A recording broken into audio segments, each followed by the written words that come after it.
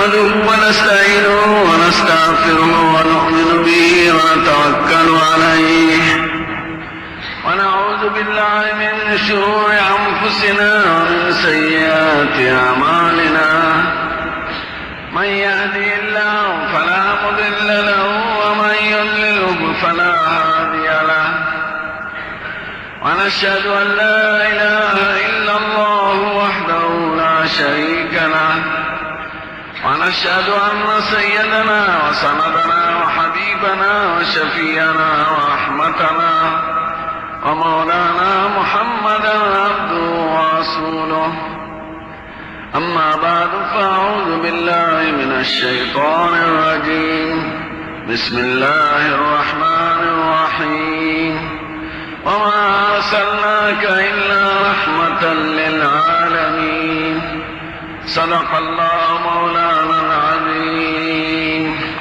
درود شريف واحد. اللهم صل على سيدنا نبينا محمد وعلى آل سيدنا محمد وسلم.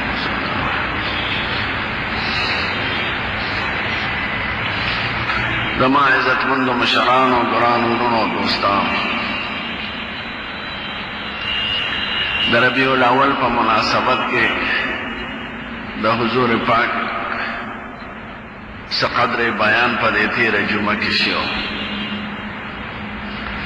د هغه د یو لوی صفت تذکره راغلی وه. داسې صفتو چې خدای پاک په یو آسماني کتاب کې د یو پیغمبر نه دی کړی. هغه دا دی چې ته ما د ټولو کائناتو دپاره لوی رحمت رالیږلی.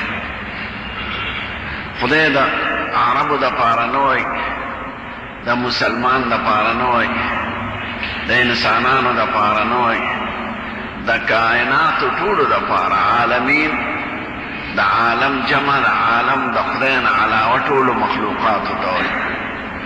نو د ټولو مخلوقاتو کائناتو دپاره یو لوی رحمت دی. آسان رحمت څنګه دی چې تاسو پې پوهېږئ. دا یاد لرئ چې دا ټول انسانان په مخ د ځمکې چې جمدي دي، دا د مسلمان د برکته جمدي دي. که تاسو یې منئ او که نه منئ. او مسلمان د اسلام د برکته جمدی دی. او اسلام وایي د دې ښکلي پیغمبر هدایت او دعوت او حاصلت او احکامو ته چې کومې پورې د دغه ښکلي پیغمبر په تعلیماتو ذره برابره عمل وي، نو دا دنیا به نه تباه کېږي. دا د دواړو جهانو د سردار وینا ده. او چې کله د حضور پاک تعلیمات د قرآن شریف تعلیمات چې هغه راوړی دی، ځکه قرآن شریف د پیغمبر علیه السلام د ژوند تفسیر دی، چې دا بالکل ختم شي د حکومتونو نه، د معاشرې نه، د افرادو نه. یو انسان الله الله ویونکی پاتې نشي. یو انسان د اسلام دعوه کوونکی پاتې نشي. یو انسان دا نه وایي چې زه د خپل پیغمبر امتی، نو خدای به دا ټول کائنات ختموي. کافر به هم ختم شي، مسلمان خو به پاتې نشي. نو دا ځمکه، د اسمان، د انار او د سپومې او د ستوري او د غرونو او د اوبو د هواګانې ټول د انسان دپاره پیدا دي. د انور مونږ ته حاجت نشته، زمونږ انور ته حاجت دی. د سپومې مونږ ته حاجت نشته، زمونږ ورته حاجت دی. د اسمان مونږ ته حاجت نشته، زمونږ ورته حاجت دی. نو دا ټول د انسان د ضرورت دپاره خدای پیدا کړي دي. نو چې د انسان فیصله وشي د ختمولو، نو د ځمکې اسمانونه ټول به ختم شي او ستوري به ختم شي. دا خدای پاک وایي د شمس کوورت وإذا النجوم انكدرت وإذا الجبال سيرت وإذا العشار عطلت وإذا الوحوش حشرت وإذا البحار سجرت. د دې ټولو منظر خدای بیان کړی دی پرستی پاړه کې. ستوري به دړې وړې شي، اورونه به ختم شي، ځمکه به ختم شي، دا کائنات به ختم شي. د دې پیغمبر تعلیمات چې ختم شي، نو د دې پیغمبر وجود باجود هغه د تعلیمات او هدایت دا د ټولو کائناتو د بقا او د وجود یو ذریعه ده.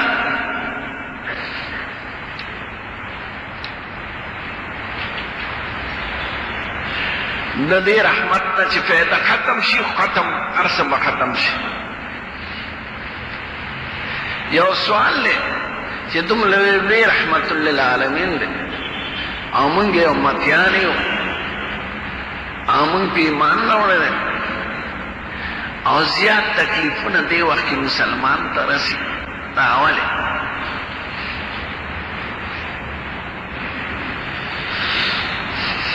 چې څومره جګړې دي په دنیا کې د مسلمان او د کافر په منځ کې، مسلمان پکې کمزور دی.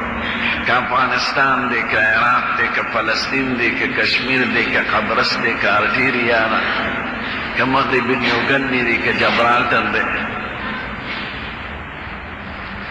مسلمان پکې کمزور دی.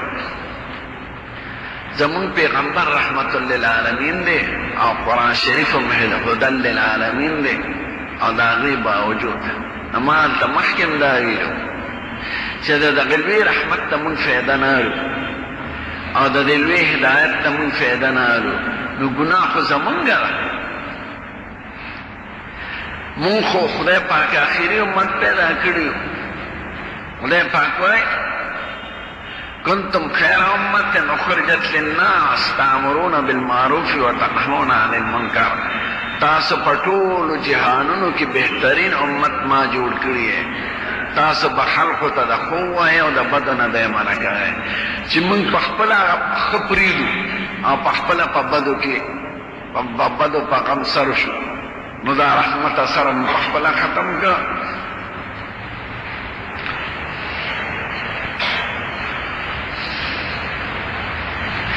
د پښتنو په ژبه کې درته یو سړی میخ غواړي او بوساړه والا جوړه کړي او شوتل والا وکړي او اخور والا برابر کړي او زل والا جوړ کړي او موږي والا ټکوي او پیسې ورکړي 450,000 او دا ته څوک تپوسو کې چې دا میخه دې پې کوي، وایي نه پې خو نه کوي، پې خو چې ټاکې هم نه کوي. نو د دې میخې انجام بسي دا به په چا خرڅوي؟ دا به په قصاب خرڅوي، هغه به یې لالی. ځکه چې د میخې کوم مقصد دی خو پې غوړي او ماستې، نو دا بوساړه خو د دې دپاره جوړه وه، شوتل د دې دپاره، زول د دې دپاره، ټول خدمتونه د دې دپاره وه. دا خپل مقصد نه پوره کوي، نو په قصاب به خرڅېږي او قصاب به یې لالی. دغه شان چې مسلمان په خپله په هدایت د حضور پاک عملونه کوي او په هدایت د قرآن شریف عملونه کوي، نو هغه نور خلق خو د ده د وجې نه دي، نو ده باندې خدای دنیا کې مصیبتونه راولي. ما ورته ویلي د ده مثال دی د مخ د جهنم د هدایت دپاره خدای پیدا کړو. ته به داسې عمل کوې چې نور خلک د نه ښکلی عبرت والي، نو چې ستا عمل خراب شي. د مخ مثال دی د نسواري سړي شي چې په ګیره یې نسوار رابېږي، مخ یې سخا شي، نو په ګرمه اوبو وینځلي کېږي او په صابون خوش کېږي او په توریه مږلي کېږي. دقه شان مسلمان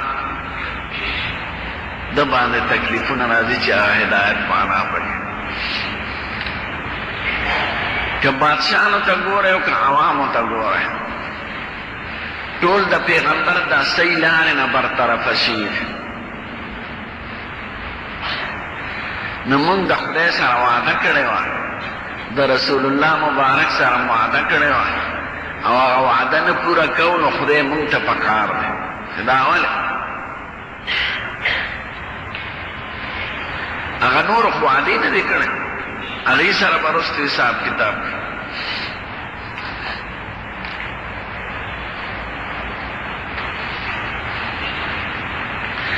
زمون پیغمبر بادشاہ او امت ته د بادشاہ چل ښودلی او د هغو اووه شاګردان صحابه کرام یو بل پسې پس بادشاهان شوي دي او د هغه راوړلی نظام او ژوند دی په خپل ځان کې هم راوستی دی او په امت کې هم راوستی دی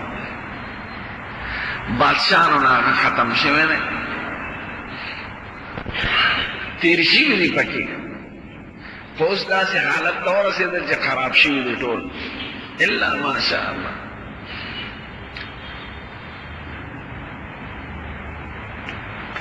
ما درته ویلي وو تېره جمعه کې چې زموږ ښکلی پیغمبر د دنیا نه ته نو 10 لاکه مربع میل ځمکه د اسلام ځمکه وه د پاکستان نه 3 چنده زیات په هغې پکې ژوند څنګه تېر کړی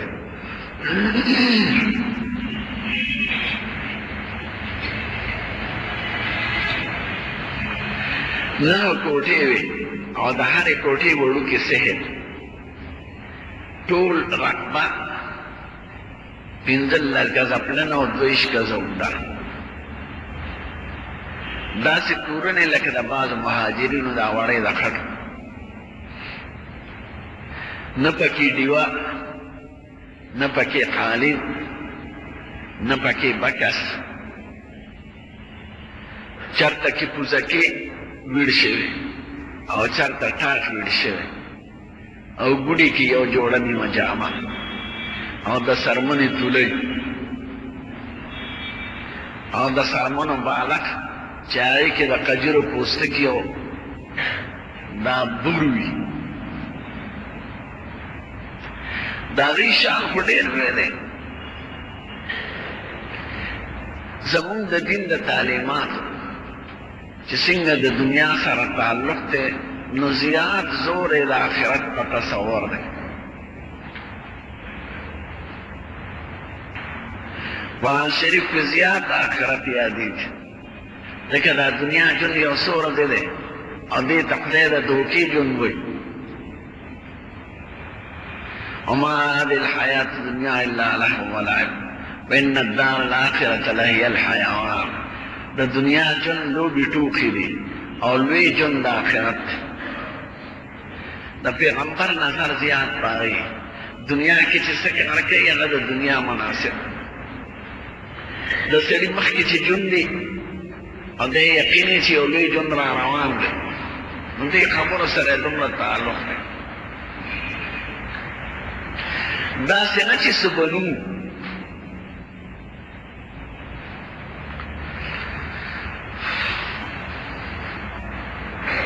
یو ځل د بحرین جزیه علی 4.5 روپۍ د سپینو زرو روپۍ د قچر شکل و تر لاکه پورې وی د جومات ګوټ کې واچوی څادر یې پرې واچو یو صحابي مقررو څوکۍ نه چې سهار شو مانځه نه پس کسان راغلل چې څوک به راتلل د ضرورت مطابق به یې ورکړل هر څه ختم شو څادر یې په اوږه واچو کور ته لاړ نو د بیبي خدمتګار ورته وایي بریره چې صاحب یو 2 روپۍ م کور ته نه رالېږلې ویې ولې ویې د عایشې بیبي د یو څو ورځو راسې روژه ده او غوښې ته یې زړه کېده نو چې په هغې م غوښه اخیستې وه ولې پیغمبر ته د خپل کور حالات نه معلوم خو د دې څیزونو تعلق یې نه ساته دا به تاسو بار بار اورېدلې چې فاطمة الزهرا رضی الله عنها ګرانه لور وه هغه ته کشره او د هغې کړه وړه او مخ او وجه رفع ټول د پیغمبر علیه السلام په شان وه خو خامت نه لږ وړوکې وه یعنې د هغه په نسبت زنانه وړې وي اکثر چې حضور پاک په کور ته ورغی هغې به یې لاسونه ښکل کړل او چې هغه به راغی نو حضور پاک به واله سر ښکل کړ واده ده نو میچن په خپله ګرځون ګران کار او منګي را راکول او بیا ماشومان لوبول. نو یو ځل ورته خاوند وایي علي صاحب چې په جهادونو کې ماشومان راشي هلکان او جنکې او حضور پاک په صحابو تقسیموي، نو تم ورته وایه چې یو وړه جنۍ درکړي یا یو وړوکی هلک چې کم از کم دا د کور کار خو در سره کړئ، ماشومان در سره لوبئ. نو هغه ورته وایي ولې زما پلار ما نه ویني؟ وی خیر دی خیال بیني. علي صاحب ورولېږه چې کور ته ورغله عایشې بیبي کره، هغه نو کور. نو عایشې بیبي ورته وایي څنګه راغلی؟ وی دغه شان. وی ښه چې هغه راشي زه به ورته ووایم. ماسخوتن نه پس هغه راغی نبي کریم کور ته.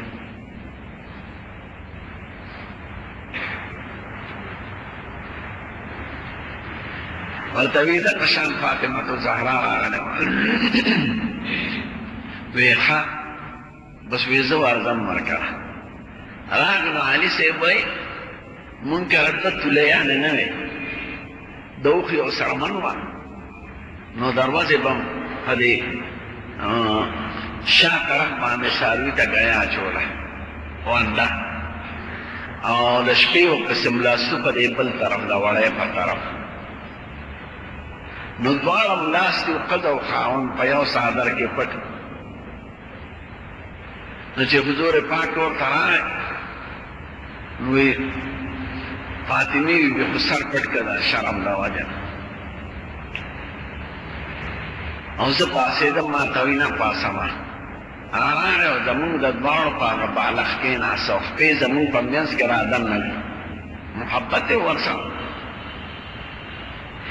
هغې ته وایي بچې ته څه راغلی؟ هغې غږ نه کوه.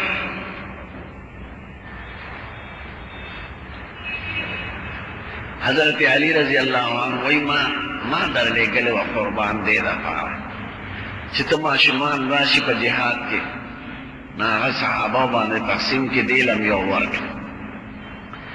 نو هغې ته وایي دا دې خوښه ده چې خپل کار د خاوند او د خپلو بال بچ خدمت په خپله کې، او خدای لوی درجې درکوي، او یو څو کلمې درته ښیم چې هغه ووایي. وی څه علي صاحب وی دا خو ډېره ښه ده. وی سبحان الله وایه 33 کرته چې اوده کېږي، او الحمدلله وایه 33 کرته چې اوده کېږي، او الله اکبر 34 کرته. دا د مریانو د خدمتګارانو نه زیاته بهتره ده، ځکه د دې لوی ثواب دی، او د پیغمبر نظر خو په آخرت وي. مری خو به دې په دنیا کې پکار شي، او دا کلمې به دې په لوی ژوند کې پکارېږي. قرآن شریف کې دا ټول ذکر دی چې دا کافران وایي خدای مونږ فارس ولیدل، مونږ دوباره اوس بوځه. نه دوباره تلل نشي. علي صاحب یې ما وایي صاحب بس زمونږ دپاره دغه بس ده. نو علي صاحب وایي قسم دې داسې شپه نه ده تېره شوې چې دا ذکر ما نه کړی، زه علي اوده کېږم چې دا وظیفه ووایم. چا ورته وایي ولا لیلة الحریر، هغه خطرناک جنگ شپه چې وه، یو جنگ شوی دی 19,000 مسلمانان پکې شهیدان شوي د علي صاحب په زمانه کې. وی په هغه شپه دې ویلې ده، وی قسم دې زه په اسور و منډې مې وړاندې په جنگ کې د شپې، او دا وظیفه مې پوره کړه. نو په لیلة الحریر کې ما دا وظیفه نه ده پرېښې. حضرت ابوبکر صدیق بادشاہ کپڑے به خرڅول، څادرونه به یې په اوږه کړل، بازار کې به ګټل. نو چې خلیفه شو عمر صاحب اوس روان دی، عمر صاحب ورته وایي ته څه کوې؟ وایي زه خو ځان له روزي ګټم. وایي تا لکه ته به جومات کې ناست یې، فیصلې به راځي. وایي زما رزق په ده کم دی، حلال روزي ګټل خو فرض دی، د کپړو کاروبار یې. وایي اوس په مسلمانانو فرض ده چې د خزانې نه به تاله دومره تنخوا مقرر کړي چې ستا پې ګزاره کېږي. وایي ښه دومره به مقرروی چې څومره زما د خلافت نه مخکې وه، زیاته به وي. یو ورځ د اختر ورځ ده، ښځې وله حلوا پخه کړه. دی ورته وایي د حلوا چېرته وه؟ وایي دا چې کوم وړه مقرر دی مونږ له او غوړي هغه کې ما لږ لږ بچت کړم. ما وی مخکې د اختر ورځ را روانه ده، نو د اختر په ورځ خلک ماشومانو له کور کې څه شی پخوي، نو دا مې هغې کې جمع کړي وي. وی ښه د دې نه خو معلومېږي دا چې زمونږ په کم هم ګزاره کېږي. زر یې دغه ته ولیکل بیت المال ته چې دومره اندازه باندې مونږ له کم رالېږي. او ما صاحب دغه شان جو حضرت انس وی یو ځل خطبه کې وایي دا ممبر ناست دی، مې مخامخ لنګ ته کتل 12 ټوکړې پکې راته ښکاره شو. 12 ګڼ ټوکړې او څه ټوکړې پکې د څرمنې د ملنګانو جوړ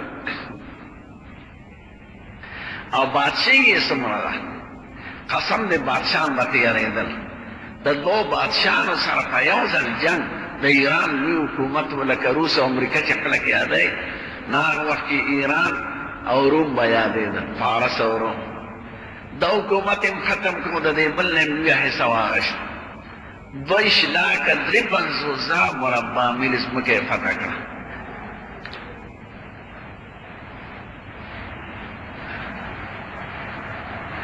علاوه د هغه تېر ملک نو د 2.5 لاک مربع میل او 53,000 مربع میل ځمکه یو حاکم دی. هغه یې قسم دی که د دجلې په غاړه یو سپی د تندې نه مړ شي، ما سره دا یاره ده چې ما نه خدای تپوس ونه کړي چې دا څنګه به خلیفه. په مانځه کې به هم د جهاد فکر و.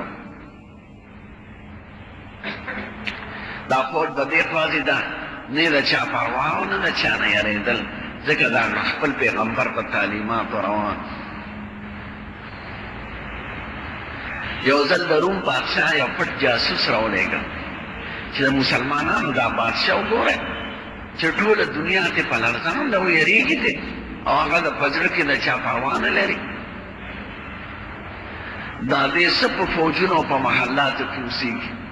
نو هغه جاسوس په پټو ساته او دغه کې راغلی په نامعلومه مدینې ته راغی، تپوس کړي چې هغه د مسلمانانو خلیفه چېرته دی. بیا خو دلته اوس ګرځېده.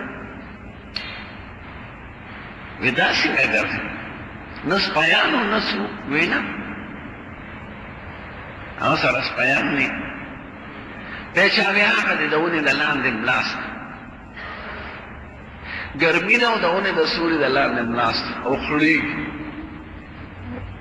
دا جاسوس وایي خدای دا څنګه خلیفه دی چې دنیا دې یېرېږي او دې داسې د ونې د لاندې ملاست دی، بې څوکۍ بې څوکیدار او خړېږي.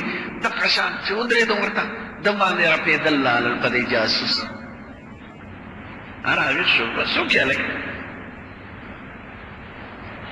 ویې صاحب ما خو ډېر بادشاه لیدلي دو او په ما دا رعب نه دی راغلی لکه په تا ستا په لیدو چې راغلی. انګریزان اوس هم وایي که د عمر غوندې شخص به هم راشي په اسلام کې، دا ټول کافران به ختم. دا د رحمت للعالمین د هدایت برکت و. داسې جماعت یې جوړ کړی دی چې دا نه چې د جهاد نه غافله شوي دي، ځکه د قرآن شریف دا تعلیم دی واعدوا لهم ما استطعتم من قوة ومن رباط الخيل ترهبون به عدو الله وعدوكم واخرین من دونهم. د دشمن په مقابله کې چې څوک اسلام او مسلمان ختموي، هر قسمه طاقت تیار کړي.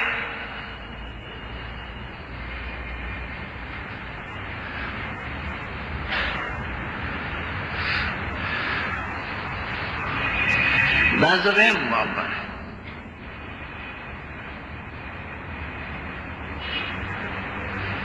چې علماء الحمدلله دین بیانوي، عقیده عمل اخلاق د خپل وس مطابق، او په هغې کې دا چې څومره حیا وینې ګیره وینې پرده وینې مور پلار عزت وینې جماعتونه آباد وینې حج وینې زکات اگر چې ډېره کمزوري ده خو دا د علماو برکت الحمدلله د لیډرانو نه دی دې لیډرانو او بادشاه نه څه وکړل مو خو د کافرو نه په ټکنالوجي کې رسته پاتې شو بمونه هم جوړ نه کړی شو ټینکونه هم جوړ نه کړی شو یو پاکستان جوړ کړی دی په اسلامي دنیا کې یو 15 ایټم بم بار بار کافرو ته وایي چې نه خیر دی موږ د خپل دفاع لپاره جوړ کړی دی هلکه د دې وینا ته څه حاجت دی امریکې سره خو 10 زره ایټم بم دي او اسرائیل سره 400 نه زیات دي او چین او هندوستان سره دي هغې نه تپوس نه کوي او تا نه تپوس کوي او ته ورته زاري او منت کوې دا نشي ویلی چې موږ دنیا کې یو قوم نه یو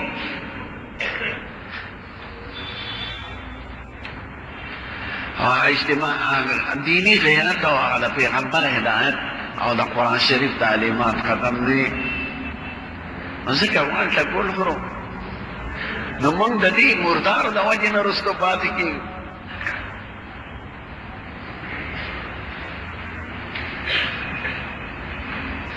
حضرت عمر صاحب زمانہ کې سقاط راغلی و لږ شه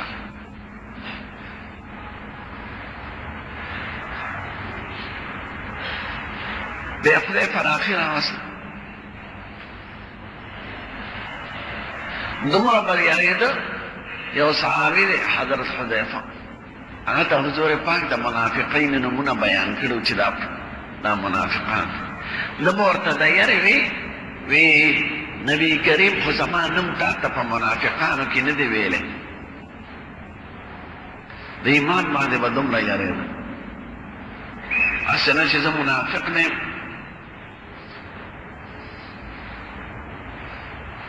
بخاری شریف کې یو تابعی بیان ابن ابي مليكه و ادركت 30 من اصحاب رسول الله صلى الله عليه وسلم كلهم يخاف النفاق على نفسه وی دیرش اصحابان وی لیدلی دی هر یو سره به دا یاره وه چې زه منافق نشم زه خو منافق نه یم عقیده مې څه ده چې خدای شته رسول شته آخرت شته د مرګ نه پس ژوند شته او کومه څه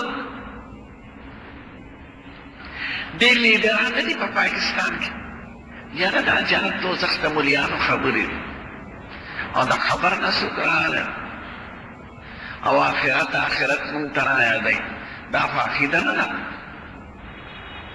عقیده او ایمان خو د کلک یقین نوم دی لکه د انور دی که د ټول پېښور خلک درته ووایي چې دا شپه ده او دا رڼا د سپومۍ ده نو ستا په یقین کې فرق نه راځي چې دغه شان یقین دیني نو قسم دی هغې ته ایمان نه وایي دنګاډول خبرو ته ایمان نه وایي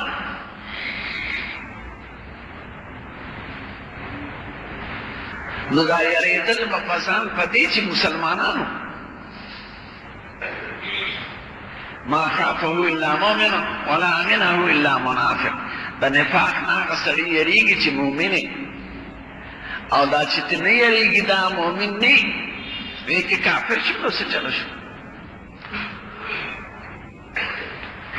دا وی رحمت او هدایت نه تا فایده وانه نو په عذاب باندې مبتلا و حضرت عمر سے بات ہوئی زمانہ میں خدا تب منافقانو کی ندی لکھلے ندی ویلے وینا پیدا منافقانو سلامہ خوراکی نشتا ناغا دیر پاک خلق کنو دا پاکانو پاک یوشتا چی تدبین گلی کلن حکل خوری پا یوزا وی خدا دینا پس بدبین گلی نفر نو صرف زیتونو سر دیر گولی فرا او زیتون خیطه نرمی یو ځل وعظ کوي او د خیټه کې قرقر راغله نو ګوتې داسې کړه قسم دی که ډېرې چغې ووایې خو د دې نه زیات نشم درکول وایه چې پرې واکړه بیا سجاګه ورله لور له حفصې بیبي نه چې د لور ده او د حضور پاک بیبي ده وی عمر صاحب ته موږ نشو ویلی دا هغه دومره دبدبه ده سترګې غټې غټه ګیره برېت دی پرېښي دا دې خوا برېت او دا سره یې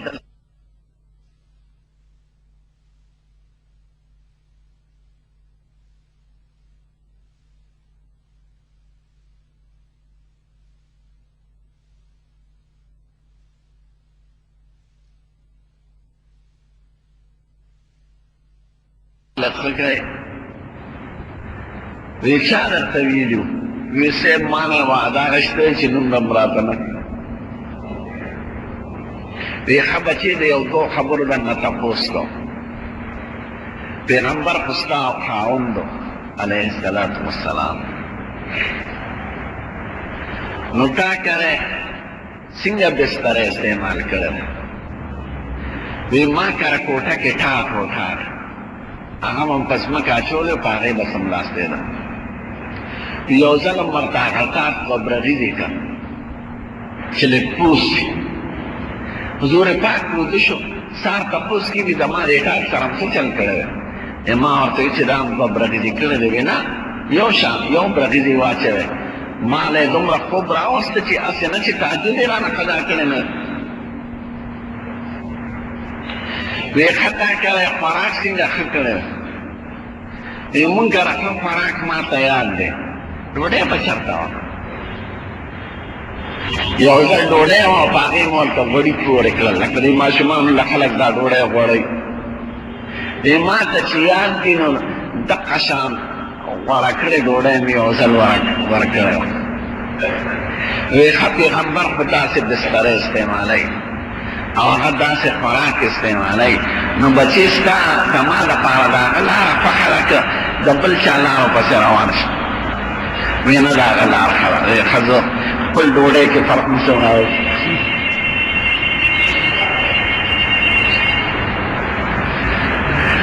نیکان رستم تیر شوي دي خو چې زمونږ بادشاه داسې چې صرف د ځان فکر یې ورسره او د خپل خاندان او بینکونه بار ډکوي او بیا سیرت مناوی هلکه سیرت مناولو څه فایده ده سیرت بنانے سے زیادہ سیرت اپنانا چاہیے سیرت ځان کې راولئ هغه غیرت هغه اجتماعي ذهن هغه د مسلمانانو فکر ټولو قسم دې که سړی لږه ډوډۍ وخوري ژوند دې تېرېږي لږه ډوډۍ وخوره ډېره ډوډۍ سړي وخوړه نو څه چله شو بار ته به ډېر کښېني د تبلیغ والا خبره تقاضا به ډېره وکړي که په شلېدلي کټ کې څومره هم حرام ګرځي ټیک ده چې خدای څه چاله ورکړي هغه د نعمت کوي او شکر دې پیدا کوي خدا دې د ژوند مقصد نه ګرځوي چې روز و شب چې څه به خورم څه به اغوندم څه به دغه کوم دا مقصد کول نه دی پکار یو لوی ژوند را روان دی دا د ژوند فکر زیات پکار دی په نسبت د دې ژوند او د خپل دین حفاظت نور خبرې به بلې جمعې راوړي